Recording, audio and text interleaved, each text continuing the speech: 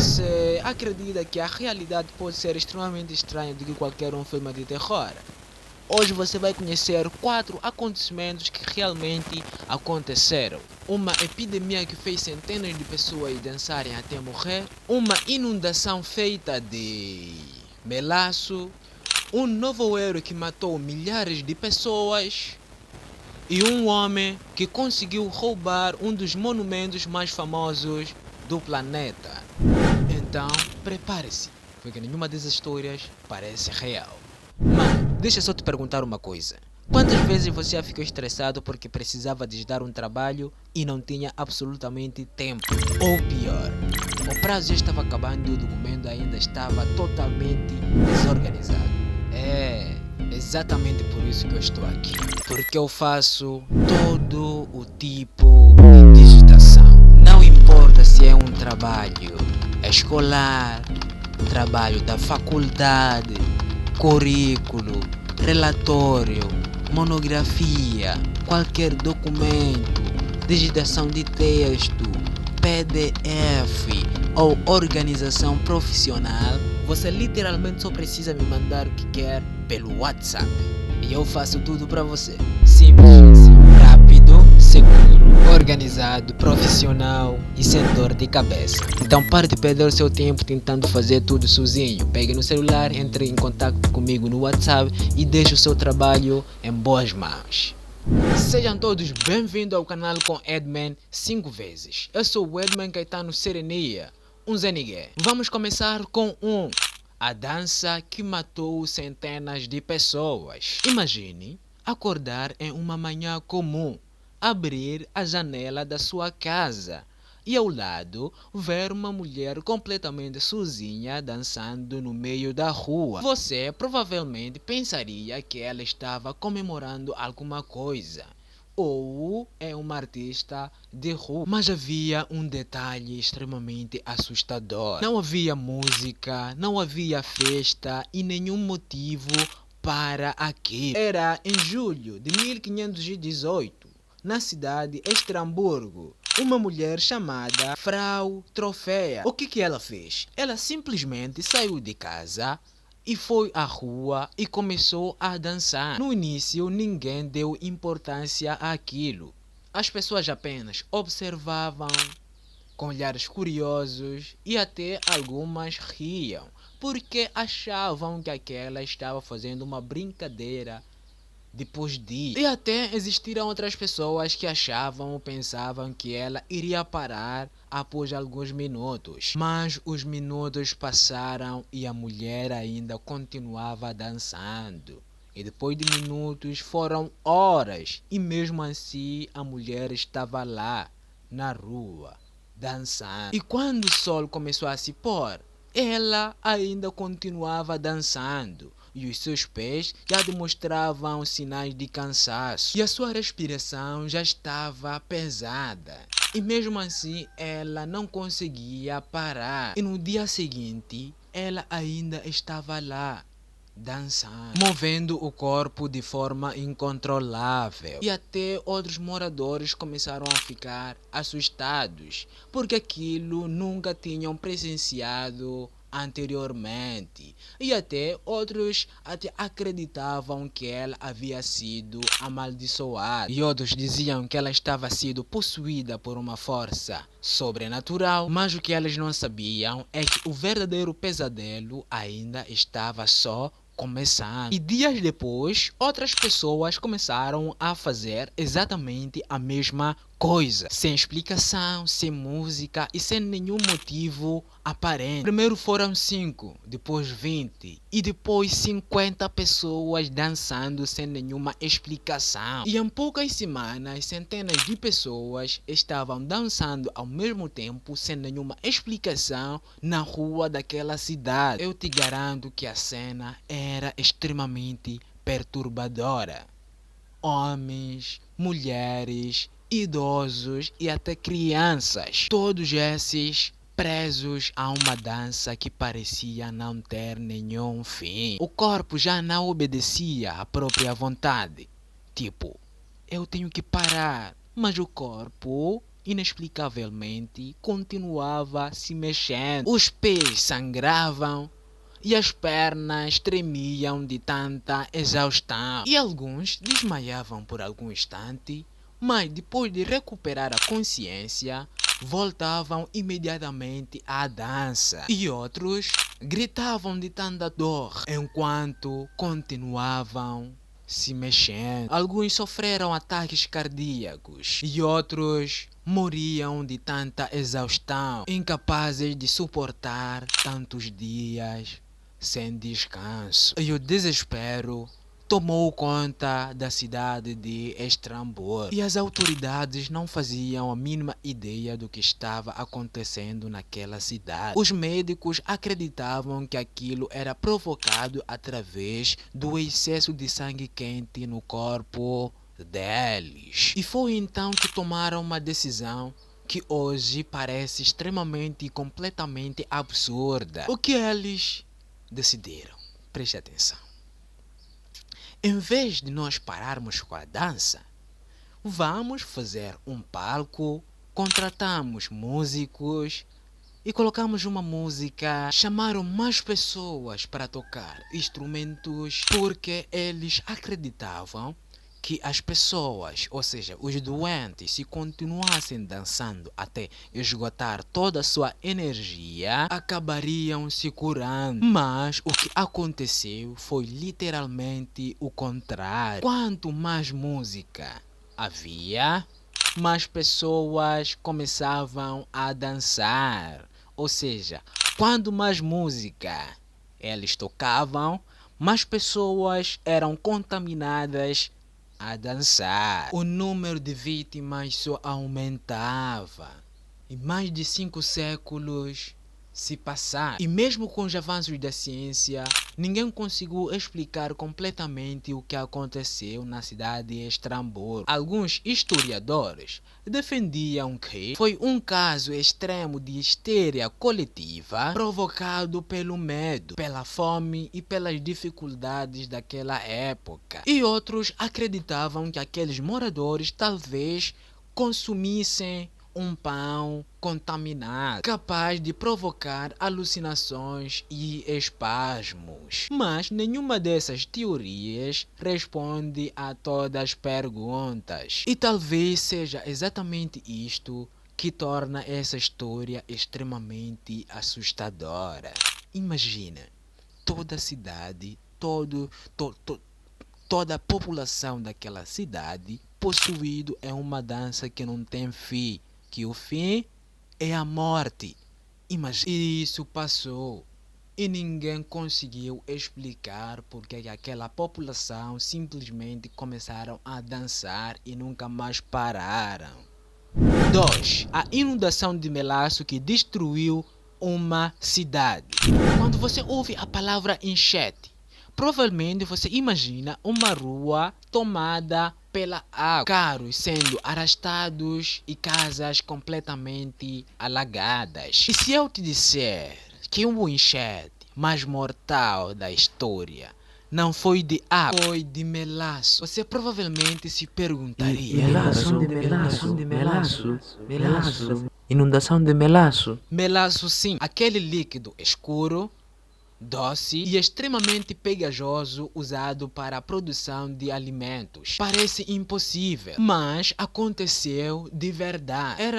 Era o dia 15 de janeiro de 1919. A cidade de Boston, nos Estados Unidos, seguia a sua rotina diária normalmente. Operários trabalhavam, crianças brincavam tranquilamente na rua, as famílias faziam suas compras e ninguém imaginava que em segundos tudo mudaria para sempre. Em um bairro industrial da cidade, havia um tanque enorme de aço. Ele tinha cerca de 15 metros de altura e armazenava mais de 2 milhões de galões de melaço. Dias antes, alguns moradores haviam percebido que o tanque apresentava algumas rachaduras e que o líquido líquido escorria lentamente pela lateral e até algumas crianças levavam latas para recolher o melaço que tinha vazado. Mas ninguém imaginava o que estava prestes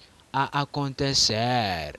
Então, pouco depois do meio-dia, um estrondo gigantesco ecoou pela cidade e o tanque simplesmente explodiu. E em questão de segundos, uma enorme parede de melaço avançou pelas ruas, aonde chegava a vários metros de altura e se deslocava aproximadamente 50 km por hora. Quem esteve pela frente praticamente não teve tempo para agir. Casas foram arrancadas das fundações, carroças foram lançadas para longe e um trem elevado teve seus trilhos danificados pela força do impacto. Mas o mais pior ainda estava por vir. Ao contrário da água, o melaço era extremamente espesso. Cada pessoa exigia um esforço enorme. Quanto mais as pessoas tentavam fugir, mas elas ficavam presas. Algumas afundavam até as cinturas e outras não conseguiam simplesmente mover as pernas. E a equipe de resgate enfrentaram uma situação desesperadora, porque até os cavalos ficavam presos. Ferramentas atolavam naquela massa pegajosa. Levar horas para percorrer poucos metros naquela cidade já havia se tornado algo extremamente comum.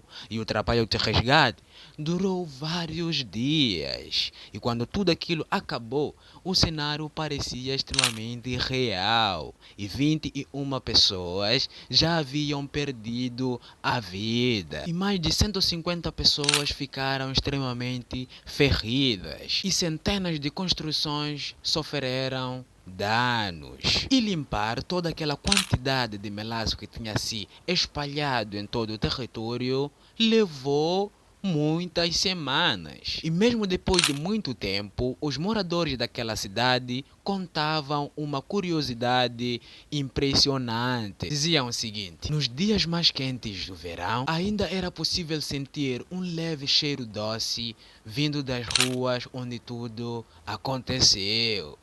E até os dias de hoje, os historiadores discutem a causa principal daquele desastre. Os investigadores posteriores apontaram que o tanque apresentava falhas estruturais e que nunca havia sido testado adequadamente. E uma sequência de erros da engenharia acabou transformando um simples reservatório em uma verdadeira bomba relógio. Em mais de um século, a inundação de melaço na cidade de Boston continuava sendo uma das tragédias mais incomuns já registradas na história da humanidade.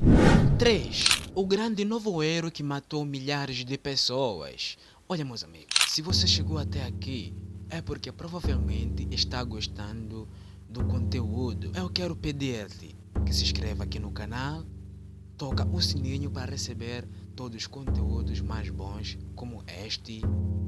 Deixa o seu like e compartilha este vídeo. Fazendo isto, você estará ajudando exatamente ao canal a produzir, a ter mais dedicação para produzir vídeos como este. Então se inscreva-se. Já se inscreveu? Então vamos continuar. Então imagine acordar pela manhã, olhar para a sua janela e perceber que a cidade inteira desapareceu, porque uma espessa camada de nevoeiro escondia absolutamente tudo. Você mal conseguia enxergar poucos metros à sua frente. Os prédios haviam sumido, as ruas pareciam vazias e o silêncio deixava tudo ainda mais assustador. Poderia ser mais uma manhã fria de inverno, mas naquele momento o verdadeiro perigo não estava no que as pessoas viam, estava justamente no que eles respiravam. Em dezembro de 1952, a cidade de Londres enfrentava um inverno extremamente rigoroso. Para tentar se aquecer, milhares de familiares acendiam ou queimavam carvão dentro de casa e ao mesmo tempo fábricas espalhadas pela cidade lançavam enormes quantidades de fumaça pela atmosfera. E normalmente essa fumaça se dissipava com o vento. Mas naquele inverno aconteceu algo extremamente incomum. Uma condição climática perdeu toda aquela poluição sobre a cidade. E em poucas horas, Londres ficou coberta por um nevoeiro tão espesso que parecia uma parede. E como de sempre, no início ninguém entrou em pânico, porque os moradores de Londres já estavam acostumados com os dias neblinos. A maioria pensou que apenas seria mais um inverno difícil. Mas, conforme as horas passavam, a situação piorava significativamente. A visibilidade daquela cidade baixou drasticamente até aos poucos metros. E motoristas simplesmente abandonavam seus carros no meio da rua, porque era impossível continuar dirigindo. Os ônibus já deixavam de circular. Os trens atrasavam, até os próprios policiais tinham extrema dificuldade para encontrar o caminho. Em alguns lugares, as pessoas caminhavam encostando as mãos nas paredes dos edifícios para não se perderem. Dentro dos cinemas, o nevoeiro invadia as salas e até os corredores. E o público, como você pode imaginar, mal conseguia enxergar a tela. As apresentações foram interrompidas porque nem os atores conseguiam ver o palco. Mas o que ninguém sabia, o que ninguém dava conta, é que o verdadeiro problema estava começando. E o mais pior, de forma extremamente silenciosa. A cada respiração de cada cidadão de Londres levava para os pulmões uma mistura extremamente tóxica de fumaça, fuligem e gases poluentes. Crianças começaram a tossir sem parar. Idosos obviamente tinham dificuldades de respirar e pessoas com problemas cardíacos e respiratórios piorava rapidamente. E em um período de intervalo extremamente curto, os hospitais ficaram extremamente lotados. As ambulâncias não davam conta de atender todas as chamadas. E durante 5 dias, Londres ficou praticamente paralisado. E quando o vento finalmente voltou e o nevoeiro desapareceu, veio a parte mais chocante. Milhares de pessoas haviam perdido suas vidas. Na época, estimavam-se 4.000 mortes. E o episódio ficou conhecido como sendo o Grande Nevoeiro de Londres. 4. O homem que roubou a Torre de Eiffel.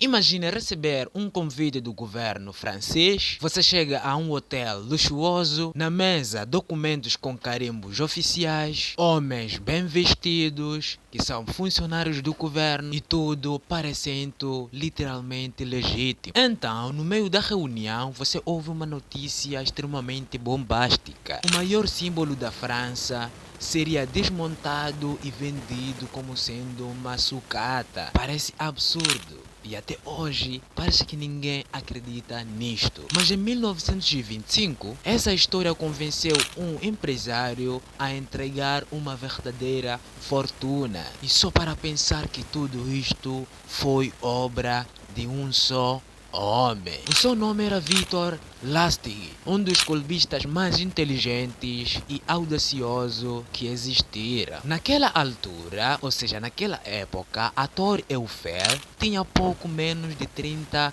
anos. Embora seja um dos monumentos mais famosos do planeta, muitos franceses ainda consideravam uma estrutura temporária e extremamente difícil de manter. E o Victor, o tal golpista, sabia muito bem disto e decidiu transformar esse detalhe em seu maior golpe. Ele falsificou documentos oficiais do governo francês e depois alugou uma sala em um dos hotéis mais luxuosos de Paris. E em seguida, o que ele fez? Ele convidou vários empresários do ramo de sucata para uma reunião completamente secreta. E quando esses empresários chegaram, O Victor se apresentou como sendo um alto funcionário do governo, ou seja, um representante oficial do governo francês. E com toda a confiança do mundo, ele explicou que as despesas de manutenção da Torre Eiffel estavam ficando altas demais. E por isso, segundo ele, o governo havia decidido desmontar completamente e vender todo o ferro como sucata. A negociação precisava permanecer em sigilo absoluto, porque caso a população descobrisse antes da hora, haveria revolta. E essa desculpa fazia toda a história parecer ainda mais convincente. Todos os empresários acreditaram. Afinal, quem desconfiaria de documentos oficiais e uma reunião bem organizada em um dos hotéis mais luxuosos da França? Entre todos os convidados, existe um empresário que parecia literalmente interessado. E o tal golpista, o Victor, percebeu isso rapidamente. Então resolveu dar mais um passo. Insinuou discretamente que, além do pagamento pela sucata, esperava receber uma propina para facilitar a escolha do vencedor da negociação. E em vez de desconfiar, o empresário acreditou ainda mais e pagou pela falsa compra da Torre Eiffel e entregou também o dinheiro de propina. E com a fortuna nas suas mãos, o Victor Laskin simplesmente desapareceu. E a vergonha do empresário foi extremamente alta, que até teve vergonha de denunciar o golpe às autoridades. E o Victor, o tão inteligente e audacioso que ele era, rapidamente percebeu que cometeu um crime extremamente perfeito. E pouco tempo depois, voltou à França decidido a cometer exatamente o mesmo golpe. Dessa vez, porém, a vítima desconfiou da história e procurou as autoridades. E antes que ele fosse preso, o Victor conseguiu escapar fugindo para outro país. E durante anos, o Victor continuou aplicando golpes multimilionários em diferentes partes do mundo. E a sua carreira criminosa só terminou quando foi capturado pelas autoridades americanas. Mas até hoje, ele continua sendo lembrado como sendo o primeiro homem que conseguiu fazer algo extremamente impossível: convencer alguém que ele tinha comprado a Torre de Eiffel. Uma história tão inacreditável que, se não existissem registros históricos, muita gente não acreditaria. Então me diga, qual dessas histórias você acha tão inacreditável? Conta aqui nos comentários. Eu quero saber qual dessas 4 histórias você acha extremamente inacreditáveis.